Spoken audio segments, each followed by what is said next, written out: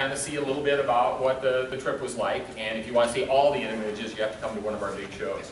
But we're glad to be able to give you a preview here at the library. And we also want to talk just a little bit, we'll do the slideshow first, and then open it up, talk a little bit about documentary filmmaking and some of the things we had to do to capture the footage we had and share our trailer as well, so you can get a chance to see what that looks like.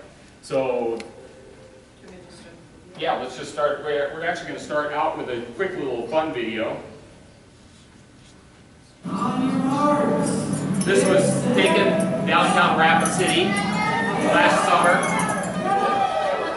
Tass and I are excited. We do programs in schools, and we're now working together with Strider bicycles. Strider bikes were invented right here in the Black Hills, and this is the National Strider Bike Race. You can start riding a Strider bike as soon as you can walk. Kids 2 years old can walk. There's no pedals, it's a balance bike. These are 3-year-olds. You can ride a Strider bike in the grass, you can ride it over curbs, and Tass and I try to promote a healthy lifestyle when we're doing programs in schools, get kids thinking about finding lifelong sports. Bicycling is one of the best lifelong sports. You can bicycle to school, you can bicycle to work, you can bicycle for fun with your friends. Tass and I have raced bicycles. We've also ridden our bicycles all around the world, so we are pretty excited to be hooked up with Strider bicycles. So if you haven't seen the Strider bicycle yet, there you go. Now you got an idea of what they are. And the company is right here in Rapid City. If you got a young kid that wants to learn to ride a bike, get rid of the training wheels, get them a Strider bicycle, and it's way fun. So there's our Strider bike. You can go ahead and take over. I'll shut the door. Images of the World is the name of our company. Most of you know that we're based right here in Rapid City. Susan, does that light go off right there? No, I'm sorry, Right. unless we throw rocks at it. That's right. I grew up in Deadwood. Bruce grew up in Spearfish. Usually when we do programs, it's only one of us at a time. That way the kids get to know each of us in a different way. Whenever we do a public show, we try to share the narration a little bit. We have a lot of programs that we can offer. Any of you that have seen us before know that we also have a bicycle trip that we took around the world. We have another program on Mexico and Central America, a show on volcanoes. We bicycled in South America out into the Amazon. We biked around Southern Africa. And about 7 years ago, we biked through Egypt, Jordan, Greece, and Turkey to make our Mummies and Mosques program. But today, you're going to see our newest trip, Land of the Dragon. We chose the title because dragons in China are considered to be good luck. And so we saw them in lots of different kinds of artwork throughout the country. Just to give you a quick idea of where we're going, Bruce and I both love physical maps that show us the actual land. The black is China's border. China actually borders 14 different countries, and yet the country is the size of the United States, and yet the whole country is on the same time zone as Beijing. This is our bike route. We're going to go through 8 different provinces. You could tell this is going to be tropical and hot, possibly rainy. This part of China has some of the highest mountains in the world, including Mount Everest, which is right there on the border with Nepal. And the northwest part is mostly desert. We'll end up out in the Gobi. The economy in China is booming. It has some of the most interesting architecture in the world. The Bird's Nest Sports Stadium was built for the 2008 Beijing Olympics. China has some of the most modern and beautiful cities that are found anywhere. In the capital of Beijing, this building has a nickname. It's called Big Pants. Because of all the construction, China uses more coal, concrete, steel, and 10 other metals than any other country in the world. There's 1.3 billion people who live in China, and the vast majority of people belong to the Han ethnic group. It's the largest ethnic group in the world. But there are 56 different ethnic groups in China, and as we travel along, we're going to visit a variety of people who have completely different culture, customs, and traditions. We brought our bicycles with us from the U.S. We flew to China. Everything we need is loaded into the bags. We have no support vehicles, nobody else with us. It's just the 2 of us. We're on our own, and we are really excited to start our cycling adventure. We started cycling in one of China's poorest provinces, so we were quite surprised to see so much construction. The roads were absolutely packed with traffic, and yet most people would swerve and give us enough room. The first ethnic village that we're going to visit is home to a group of people with kind of an unusual name. They're called Miao. It's spelled M-I-A-O, but pronounced Miao. And whenever they have a big festival, the Miao women wear incredible jewelry and clothing. Her hat is made of silver as well as the necklace. Even the little girls were dressed up. I think she's telling me that she's 4 years old.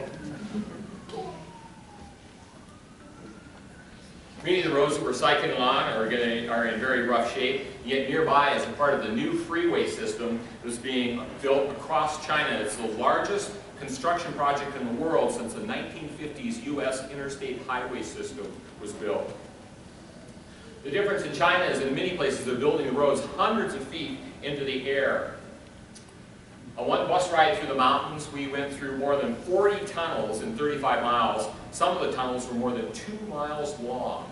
No wonder China is using more concrete than anybody else.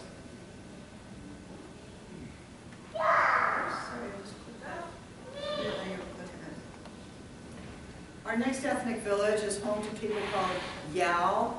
Each of those giant buildings is home to a single family. The economy here is really doing well.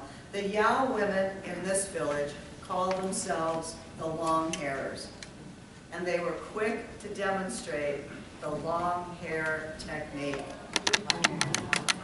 Without a mirror, they would quickly wrap and tie their hair back up into those amazing hairstyles.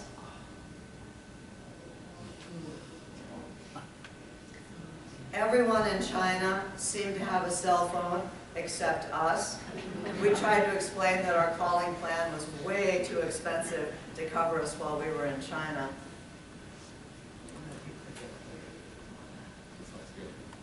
We're going to spend 3 days hiking through the Longji rice terraces. These are all built by hand over periods of thousands of years. Before the rice can be planted, the fields have to be flooded and then plowed. Everything is done by hand. It's incredibly hard work. We thought these were some of the most beautiful hikes we've ever done anywhere in the world. We're now in the capital of Kunming in Yunnan province, and everywhere we went there was so much construction. We're not the only ones with large loads on our bicycles. Or big loads on motorcycles.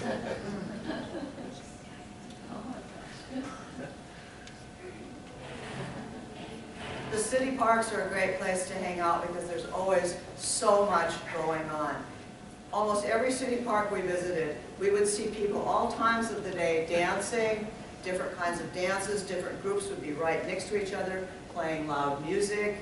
The government actually encourages people to go to the parks and exercise as part of a healthy lifestyle.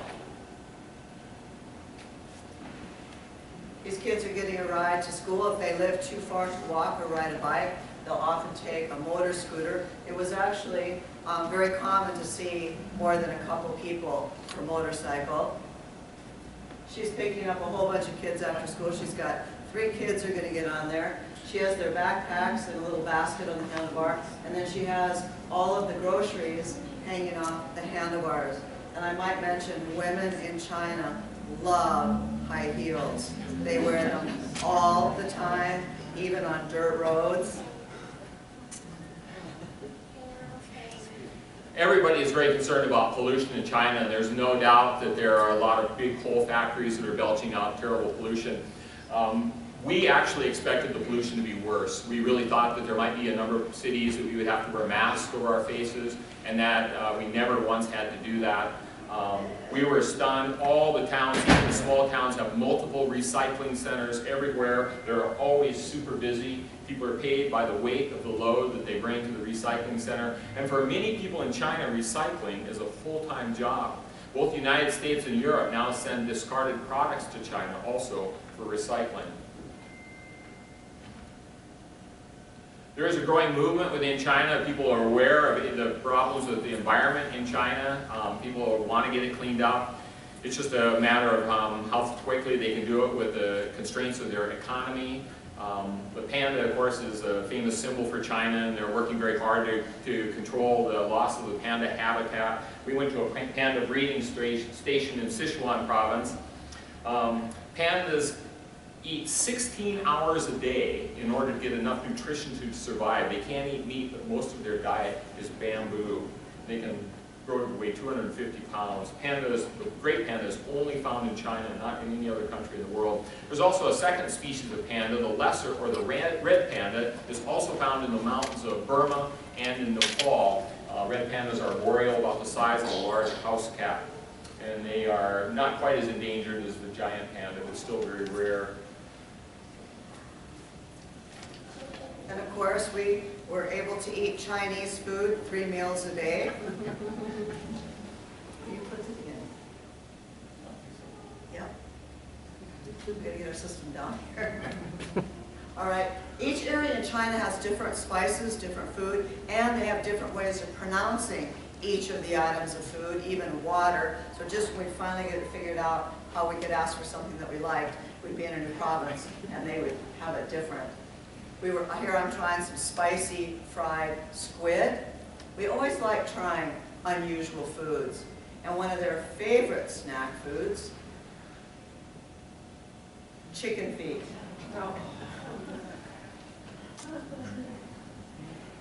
You just spit the bones on the floor.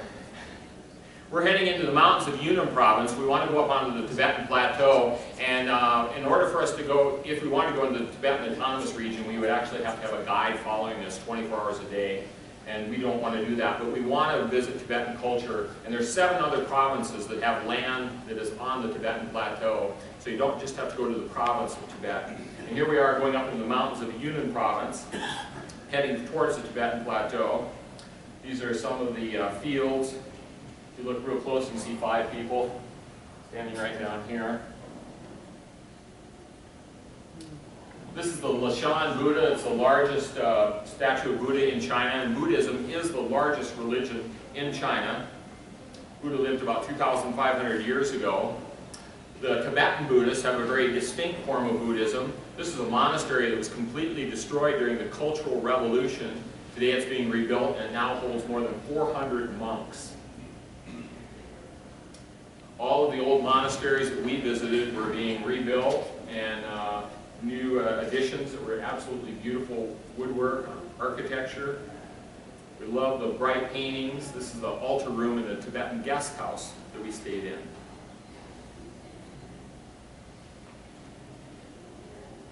We continue to cycle further up onto the Tibetan Plateau, and as I came around the corner here, I could still see more switchbacks, but eventually the summit. When we reached the summit, it was covered with Tibetan prayer flags. The wind was whipping. We were glad to be on bikes because this was the road going down the other side.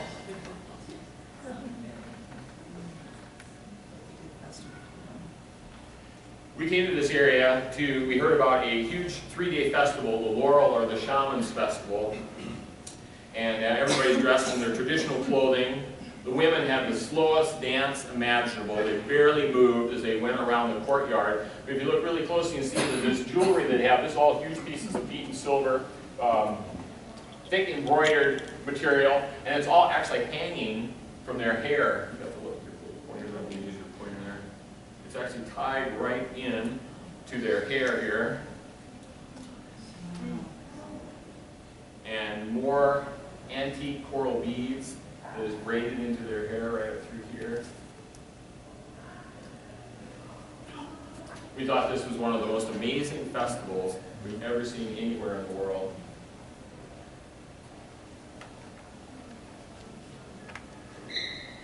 Our next destination is the Gobi Desert. This is where the first section of the Great Wall was actually constructed about 2,000 years ago out of mud brick. Excuse me. What was the temperature while we were cycling across the Gobi? Well, according to my cycling computer, it says 116 degrees, and that seemed to kind of be the average. What we wanted to see out in the Gobi, though, were the singing sand dune mountains. At the bottom, there were hundreds of Han Chinese tourists on camels, so we wanted to have a little more quiet experience. So we decided we were going to climb the highest dune. The singing sand dune mountains get their name from the hot wind blowing the sand across the dunes, kind of makes a humming noise. These dunes are more than 1,000 feet high, the highest sand dunes in China and some of the highest sand dunes also in the world. Coming back down to a small oasis, we began to think about our time in China, and just China was so much more interesting and so much bigger than we ever expected. We were so glad that we believed in ourselves, that we did not give up, we were able to achieve our goals. I think one of the great things about traveling is getting a chance to make new friends in other countries and to meet people who have completely different customs, languages, traditions, food. So I hope the program kind of piqued your interest a little bit about China. It's a really an amazing, huge, multifaceted country. So that's a quick version of our slideshow, and I'm going to talk just a little bit about video, and then we're going to show you a little video clip. So I've got a couple things here for demonstration. Do you want the lights back on? Yeah, let's just put the lights on for a second. I'll just pop this up over here.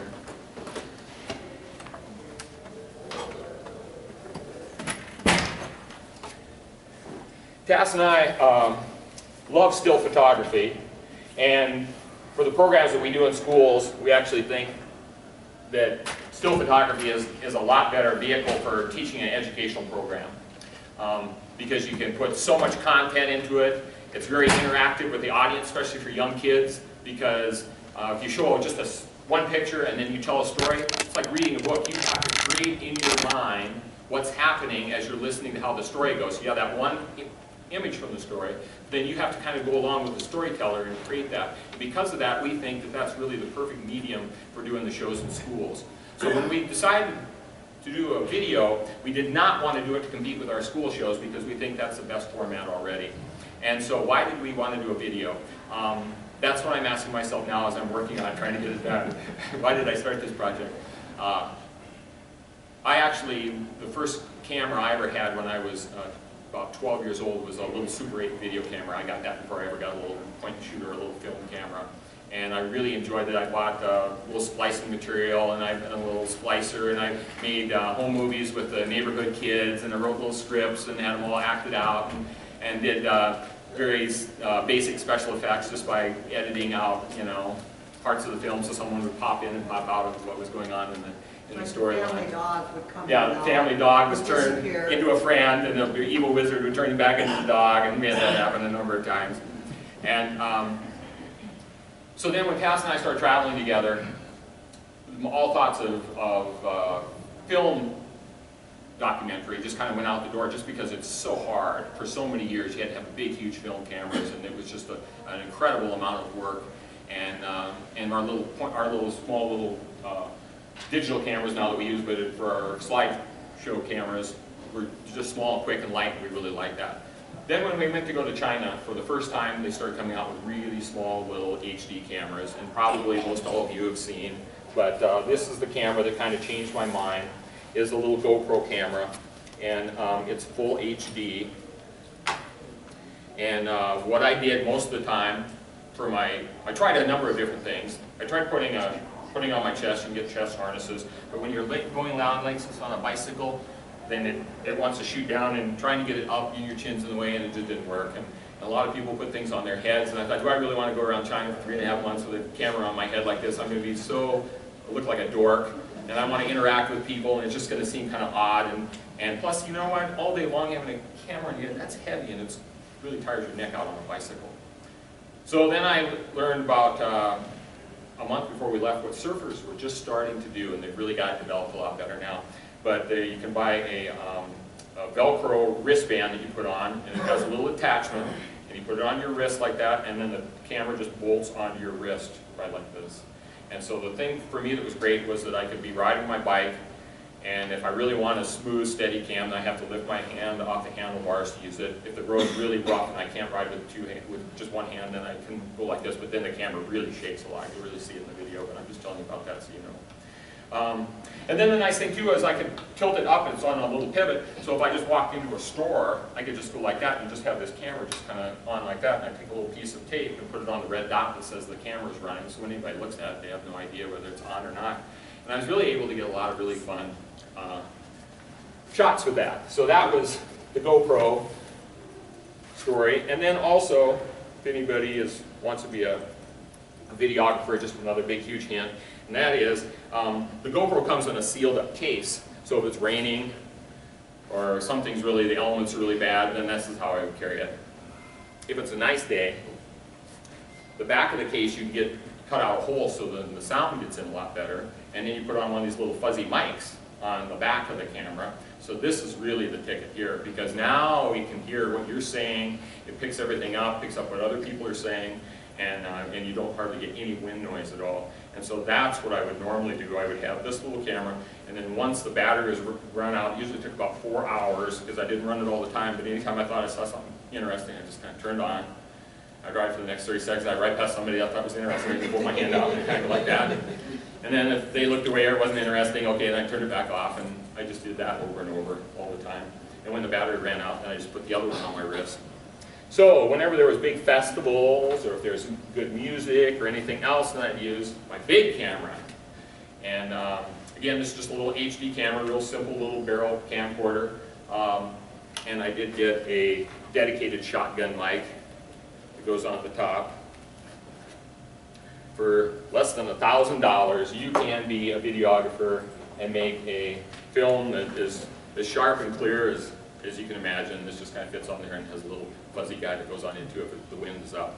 So that's what I used whenever there was festivals or interesting music or anything that was really culturally interesting.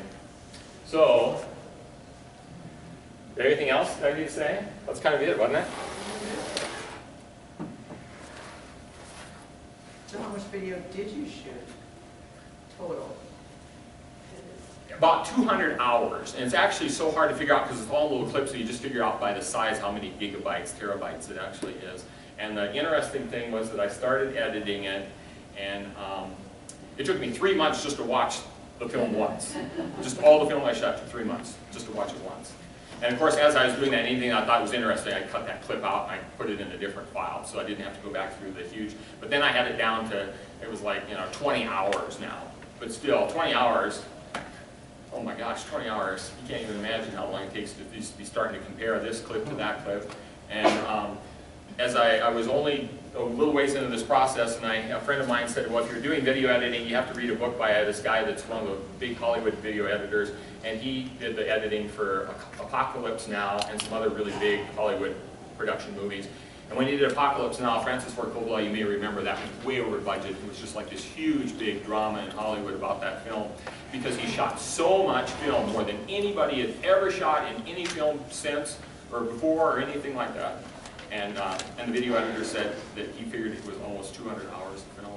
And so then I was reading this, and I was like, oh, and there's this team that's doing it, and it took them like 2 years to do it, and there's probably 100 of them working on it.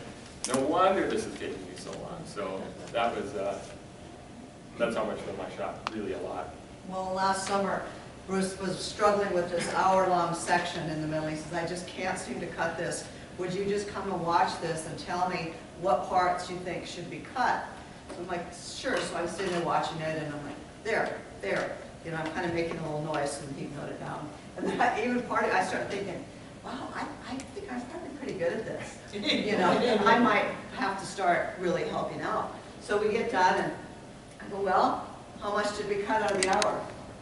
18 seconds. I felt like I was constantly saying, cut this, cut that. And that's when I really appreciated how difficult it is to film edit. Well, she constantly said cut, and it was like cutting like a millisecond before it was cut anyway, so then you take out 3 frames, that's like, a 20th of a second is what 3 frames is. So So anyway, so I've got a 3.5-minute trailer. I've got the editing process I'm working on. I've got it down to 2 hours and 15 minutes right now. And I'm hoping to get it to about 1 hour and 50 minutes for the long version, and another shorter version at about 1 hour and 30 minutes for film festivals for the 2015 season. And we hope to send it out as much as we can and see what happens from there. So here it is. You want to... Did Susan just... She just went out to turn the lights okay, out. perfect. Does green mean it's paused? Yeah. Okay. Okay, this should just go. Here we go.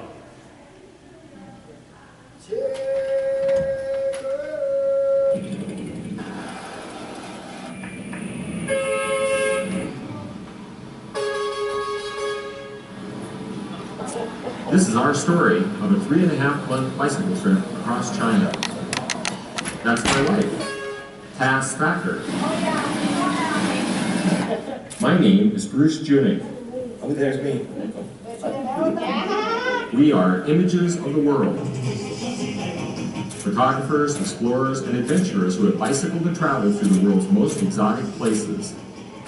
We give Slack programs of our trips in schools throughout the United States. Raise your hand if you'd like to be an explorer and you'd like to go to some of those cool places around the world. We also do art centers, colleges, festivals, and keynotes. This documentary shows the behind the scenes of what it's like to be on one of our trips. Our mission is to bicycle through southern China in the monsoon season, ride into western China, up onto the Tibetan Plateau, and finish in the Gobi Desert. It's really windy. Should be that way, so I'm not sure if it's that one or this one. I think it's this one. That's an escort there, Cal.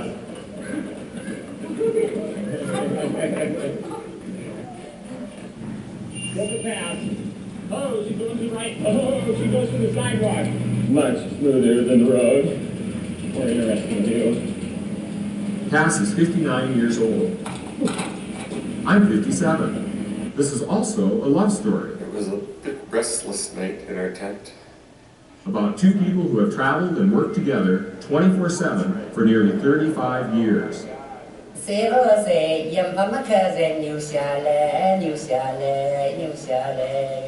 Join us as we adventure across China on one of the wackiest and nuttiest journeys of our career.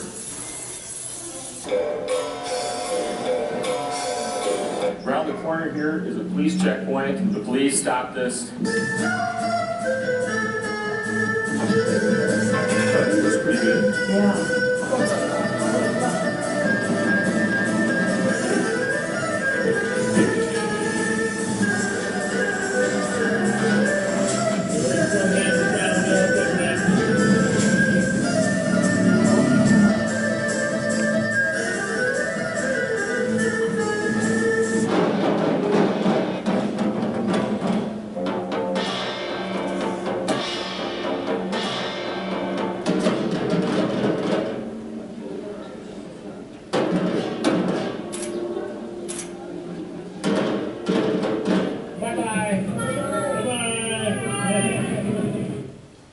You can be a part of this film. We are looking for major sponsors, executive producers, associate producers. You can also get your name in the rolling credits at the end of the film. We're going to be giving a very special thanks to, we're also going to list our contributors and all of our friends. For $25, you can be one of our friends. Google Bruce and Tass, go to our website, leave a donation, see your name on the big screen.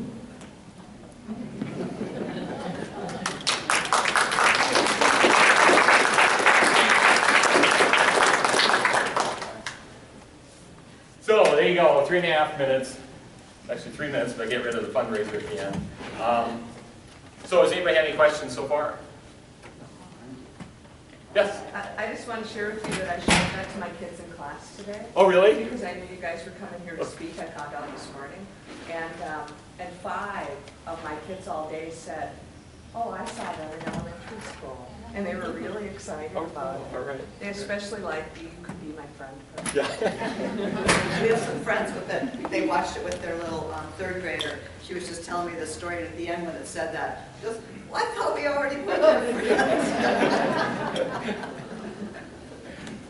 Well, we've been doing the slideshow so long that we actually in schools have teachers come up and say, I remember when you came to my elementary school.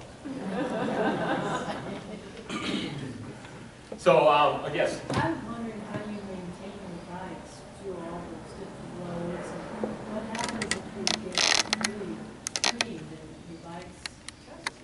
How do we maintain our bicycles? We carry a real good little bike kit. One of us is an excellent bike mechanic. The other one's not too bad of a bike mechanic. So we each have our own little patch kit, and if we are, by chance, away from each other and we have a flat, then the other one can, little minor fixes we can each do on our own. But if there's anything big, then I have the toolkit for the bigger one. Bicycles are made so well anymore that we really don't have that many problems. I think if I broke maybe, 4 spokes on my bike. Tass didn't break any spokes, and that was the only problem we had. And the tires now, you can get bike tires that'll go 3,000, 4,000, 5,000 miles, so for a trip like this, we didn't even have to change tires. In a lot of the little bike shops, the bike mechanics in there were just geniuses. They could fix anything that was wrong with the bike in ways we've never seen people fix bikes. This one guy was replacing spokes in a way I didn't even know you could replace spokes that way. They are great. They're really good creative. at beside the road, fixing things up, and keeping things going. So that's really helpful. And if anything ever happened where it was really a major thing, then we just have to go to a larger city. Tass did have one of her shifters broke on her bike, and we had to put a new shifter on it. We just went to a bike shop in Kunming and found the shifter, and we were able to put it on. So much has changed in China recently that it's pretty easy to get most parts now in the country.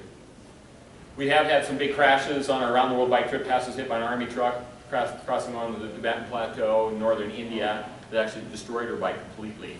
And she jumped off at the last second. We had to get her a whole new bike in Israel on that trip. But I was hit by a bus in Nicaragua once.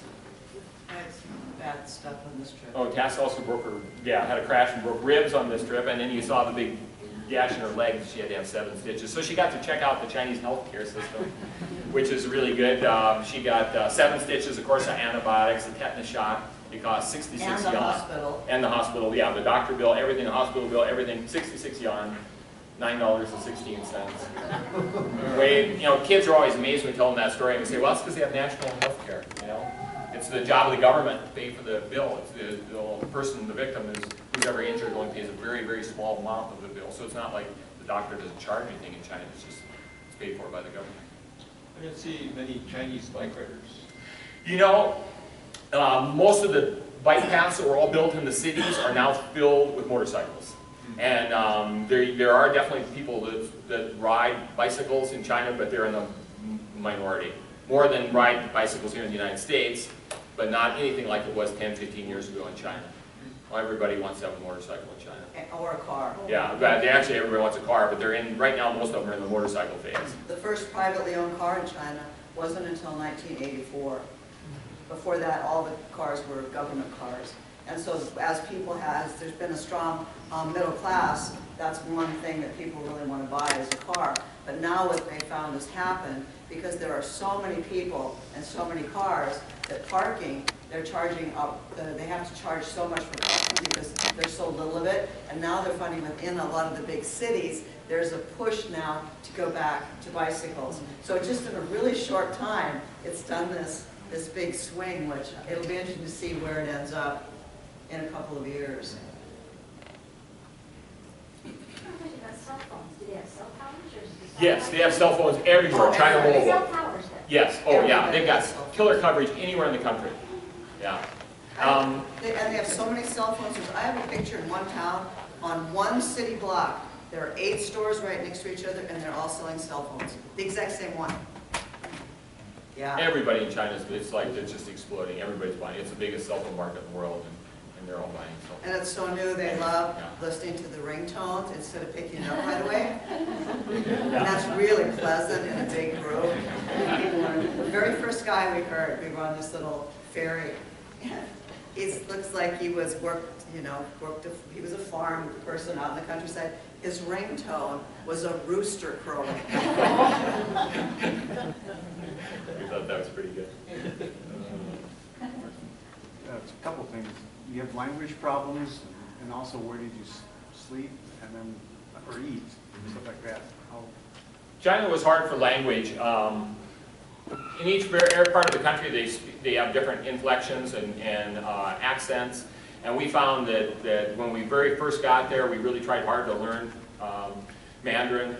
And in the first region we were in for like 3 weeks, and we felt like we were kind of coming up to speed a little bit. And then as soon as we went to another province, all of a sudden just ordering water in a restaurant was impossible to do. Shui is the easiest word to say, and no one could understand. We'd go like this, shui, shui, and they'd just walk away shaking their heads.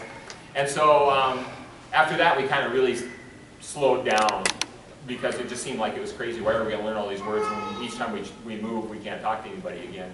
So that was a hard part of being in the country. We found that we really did use a lot of sign language and joking around to communicate, and we would often just talk to people just as though they could kind of understand us, and they would talk back to us the same way. So you just kind of blabbing like this, but somehow you kind of get your meaning across sometimes, and so we were able to.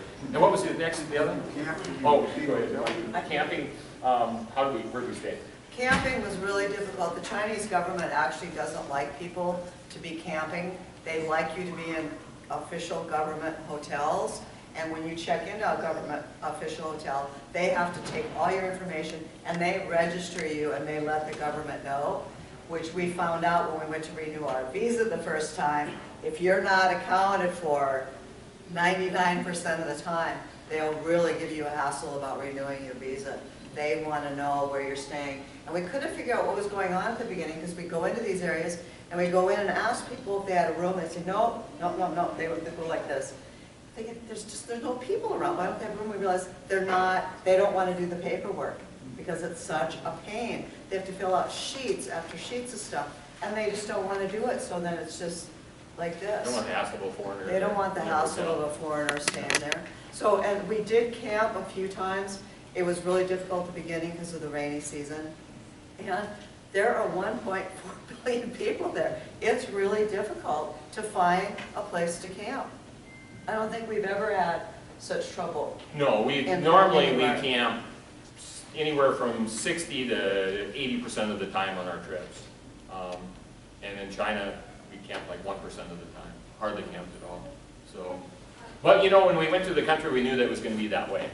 And I think that's the whole thing about China is you kind of have to, if you have a pretty good idea of what to expect, then I think you're going to have a lot more of an enjoyable trip. And if you think you're going to China to see wilderness or to get away from it all or have a quiet experience, it's like that's not the country to pick for that. But if you want to see a big stirred up ant pile, everybody going 100 miles an hour in all different directions and more growth and change and, you know, vibrancy than you've seen anywhere in the world, then China is really a good choice because that's exactly what it is. Everything is just going 110% in that country. Did they respond to you as Americans? I mean, did they like you? Or? Oh, they loved it. Yeah. A lot of people did. You know, it's kind of like in the U.S. in the sense that if you're on a bike tour in the U.S. and you ride down the street, there's going to be about 25-30% of the people that aren't even going to stop raking their leaves to watch you go by. They're so intent on their task that they're focused just like on what they're doing. And then there's another percentage of people that might show just a little bit interest in you, but aren't going to actually feel good to come up and approach you. And then there's another percentage of people that will actually come up and talk to you. And in China, it was very much that way. Most people in China our age were all taught that we were the great Satan and we were the foreign devils. That's what they called us for, you know, all during the Cultural Revolution, all during the 60s and the 70s, which isn't that long ago. And so, you know, especially when you meet older people, you think through their whole life we were the foreign devils. Now all of a sudden here we are loud and right there and right in front of them in their town. It actually amazes us that as many of them came up and chatted with us as they did. And we also found that the Han Chinese, I'll say one more thing, we found it was the best to get to know them when they're on vacation. If we went to a place where all the Han were going on vacation, then it was really a great way to meet them. But if you meet them in their store, they are incredibly brusque and if you stop and just sit in the store for a while and listen, anybody else that comes in the door, none of them, they don't say hello to each other. They don't have this tone of voice that they're, you know, a little chit-chat before it. Instead, it's kind of, you know, they get right to business. It's like, this is serious. Tell me, this is what I'm looking for. Do you have it in your store or not? Because if you don't, I'm going to the next store. And that's kind of how a lot of their daily business interactions are. So if you can get them out of that and see them when they're out having fun, then they are fun to get to know. About half of them, when we would say hello, would respond back with hello. Another quarter would just start laughing because they don't really do that. But that was one of the few words we really mastered, so we tried to throw it out there a lot. And also, when there's just a lull, we just throw out Megor. That means American. And then, then they'd all start talking. It'd get them all talking. So it's just out in the middle of nowhere, I just shout out American. We're American, you know, as though as that would explain it. We're behaving so oddly. We're Americans, that's right.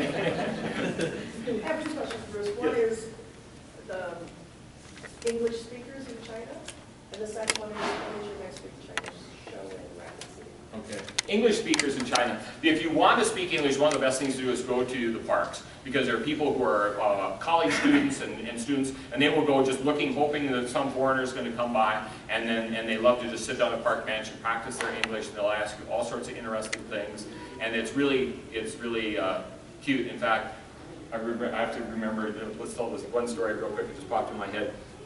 This woman came up to us near the end of the trip. She was in Beijing, and she said that she wanted to just chat with us for a second, and she said, "That's where we're from." And we said, spoke very good. Yeah, we said we were from South Dakota, and she thought that was very interesting. She knew all about South Dakota. She said that she had a teacher that came to her village for a year and was from South Dakota. She said, "I have to ask you something." She told us, "I want to make sure it's true." We said, "What?" She said, "She told me there are villages in South Dakota where there are no taxis." We said, "Yes, that is right." Yes, there are she just villages. could not believe that there could be a village in the United States without a taxi. It's like, how could that be? Because there is no village in China without a taxi. And so that's, you know, And sometimes there's a real fear of losing face in China. And so Yes, we were that's really probably big. around some people who spoke really good English and were hesitant to come up and actually speak to us, because we have a lot of times when, as we're quite a ways away, someone would say, "Bye-bye," you know, or say something, but when we're too close, they're too afraid of not speaking it correctly. So I'm sure there was a lot of that, especially with the college students. But language was definitely one of our more problematic areas for sure.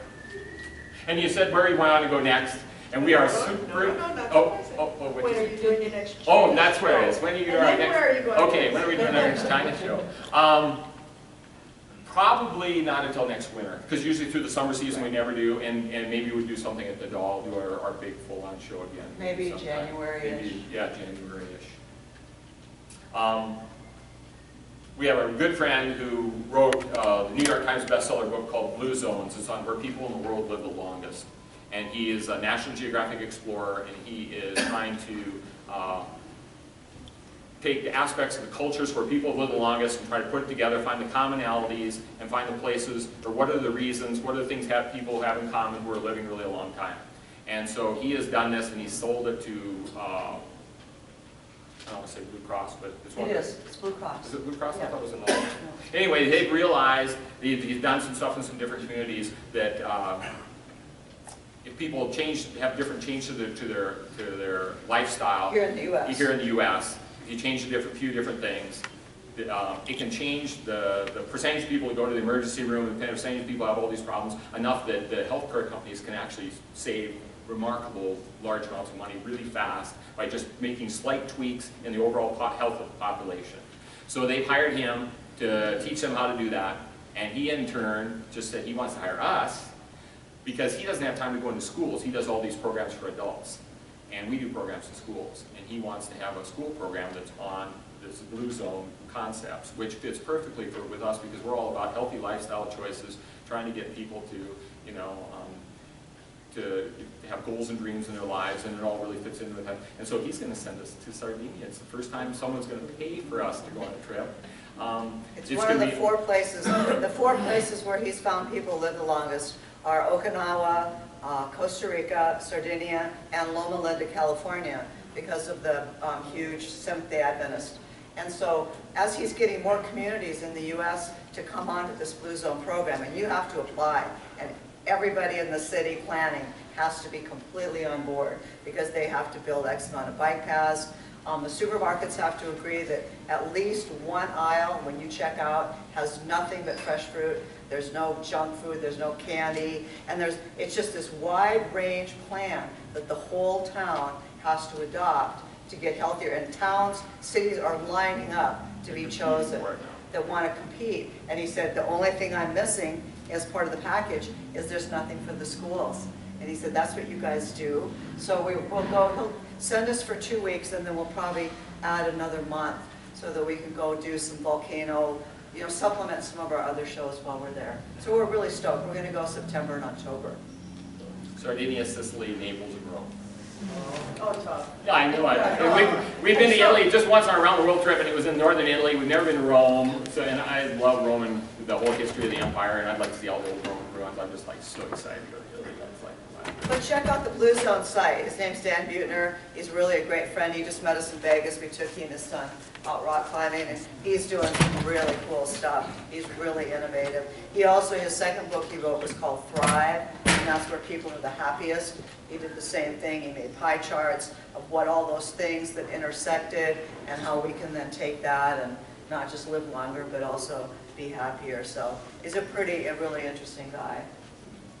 Any of the schools in China at all? Yes, we actually did. And in the programs that we do for the schools, we have a number of pictures that we talk about the kids in China, how long they go to school, which is 6.5 days a week, how much they have to learn. They have to learn 3,000 characters, Chinese characters, the symbols. Most of the kids in elementary school, most of the kids have 2 hours of homework every night. We have pictures of kids doing their homework on tables in front of their parents' store out on the sidewalk. That's where you always see kids doing their homework. So we actually go into that in our school show quite a bit. And the kids are always just like us. You can hear a pin drop when the teachers are all when you tell them the 10 kids in China, hey, I have to do this, and I have to do that, and I have to do that. It's like everybody's just going, whoa. I'm glad I don't live in China. Pretty serious in school there. But actually, it's almost in some ways too serious because they have a huge problem also with young kids committing suicide. There is so much stress, and the country has a lot of stress. It really does. They're going so fast that you can't imagine what kind of changes those people have gone through, really. It's, and here we are in the U.S. sitting back and going, well, why don't they clean up their factories faster? It's like, good grief, they just, less than 30 years ago was the Cultural Revolution. They were killing people right and left. Millions of people were dying. During the Great Leap Forward in the 50s, 45 million people died in China. And so they've just come out of a whirlwind history, and they're trying to catch up with us. They're actually doing a pretty remarkable job. They're doing academics and ours are trying to play soccer. That's right. With them moving so fast and moving into a new modern world, are they still holding on to their cultural knowledge? I think there's no doubt that a whole bunch of stuff has been lost, but when you look back at the Cultural Revolution, that's when it was really lost. During that time, anybody who lived in an upper-class home, those homes were destroyed. All these old, beautiful buildings throughout China were destroyed, and you don't really realize that until you go to a town, like there's this town in far-removed Yunnan province called Jianshui that has the most beautiful buildings, and it was like that all over China, and that's just one of the few towns that was saved from the ravages of the Cultural Revolution. So when you look at how much they've lost, it's amazing that they held on as much as they, they've really gone through a terrible interesting purge. thing with this growth of this middle class and the fact that now people can travel. During the Cultural Revolution, you couldn't travel unless you had permission from the government and from your boss. They had to actually buy your bus ticket for you. You could not buy your own bus ticket. No one went anywhere. Well, now the Han Chinese are so into their own country that the unexpected bonus of that is they are fascinated with the ethnic cultures. And it's the money that they're bringing into these small villages is helping preserve these cultures that were on the brink. There were villages where there were no men because the men would all go into the cities to work. Well, now they can come back, and by keeping their culture alive, because of this influx of Han Chinese tourists, it's incredible. And they love their country, and they love learning about all the ethnic groups of people because they were not exposed to them before. These And so- ethnic villages that open up for the Han tourists to come to, they'll have a parking lot outside this little traditional village. There'll be a parking lot as big as the parking lot at Mount Rushmore, and it is filled with more buses than you've ever seen at Mount Rushmore. And you cannot even believe it. You know, like we would ride across these parking lots, and they'd be, you know, 60, 70 tour buses. We're going to this, and in the guidebook it said, go visit this little remote traditional village. You get remote traditional village. Well, the guidebook was written 5 years ago. Maybe it was 5 years ago it was remote, but now there's a big freeway to it, and there's all these tour buses. And so that's how fast everything is changing. You just can't believe it. How's your bodies hold up? How are you doing? Did you look, I mean, was this a tough trip for you, or was this easier, or? It was tough. The physical was, it had its moments, but I always joke, I said, we've seen worse. But it was just the constant influx of having all those people around you all the time, the noise, the cell phones, the horns, the diesel smoke. It really, combined with the physical output, it really does start wearing us. We were exhausted We could- at the end of the 3.5 months. We wish we could have taken a 2-week vacation at the end of 3.5 months and then come back and done another month. Right. But as it was, we couldn't. We were just absolutely done. We were just so focused on trying to make a good slideshow, and we really wanted to cover a number of different parts of the country so that we had a really good overview of China.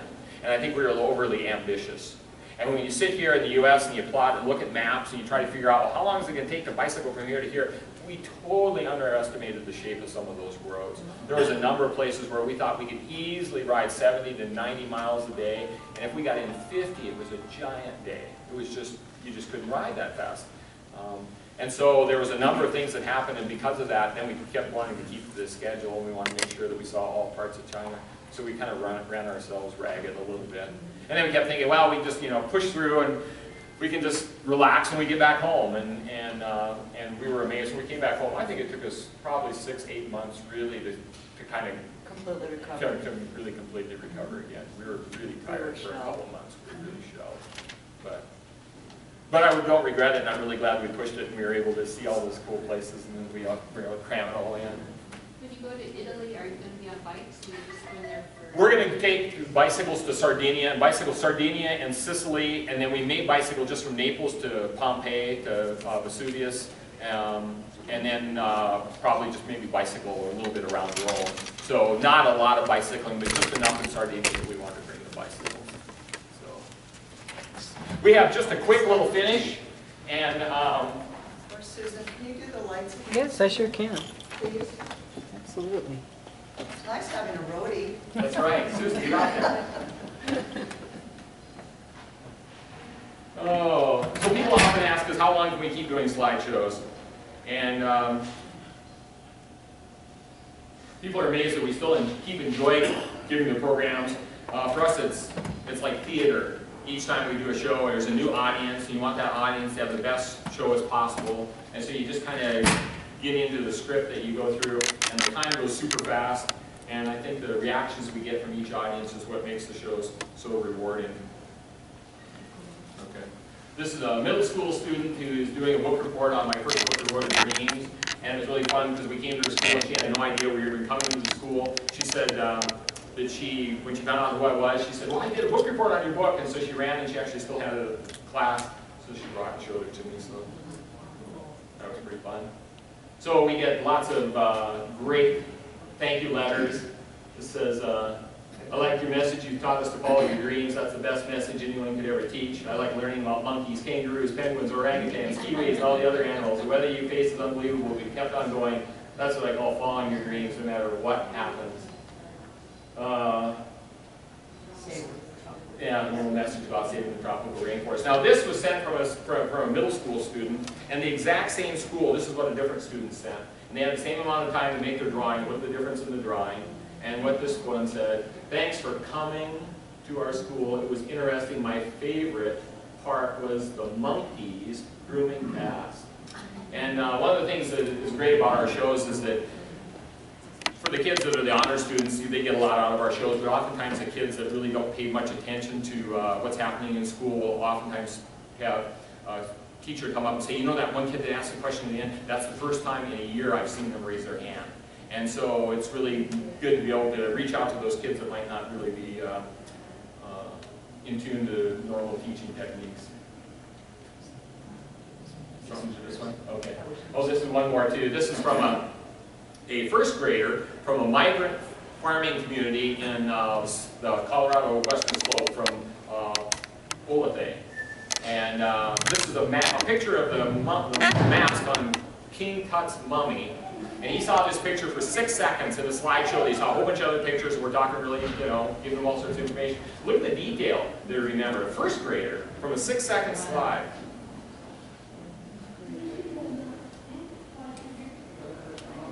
This one, it says, we like that you talked about dreams and goals. My dream for life is that I want to be a world-famous scientist. Thanks again. Hope we see you soon. My dream is to become a zoologist. As we tell kids at the end of the show, we encourage them to have dreams and passion in their life. I want to work in jungles and other places with animals, maybe do research or help with endangered species. Thank you for coming. I dream of becoming a heavy metal rock star.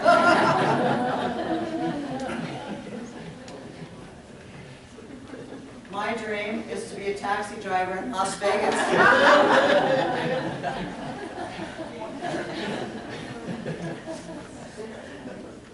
Oh, this one I like. I don't really have a dream yet. This one's one of my favorites, though. Bobby with a nice signature. P.S. I have my own dreams. Don't worry.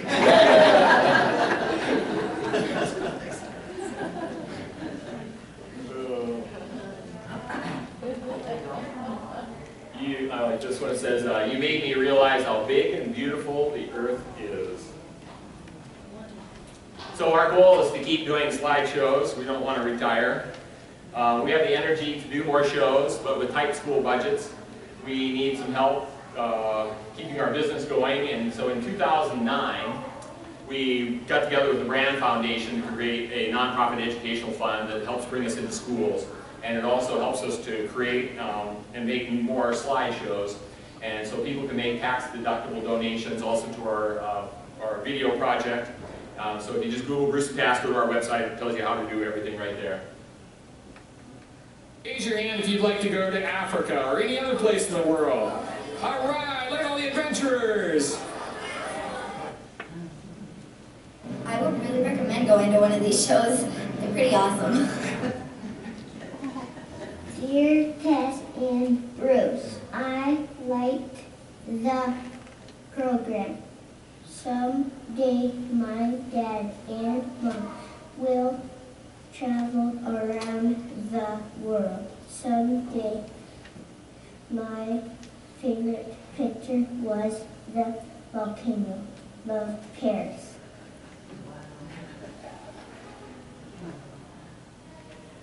There you go. That's it.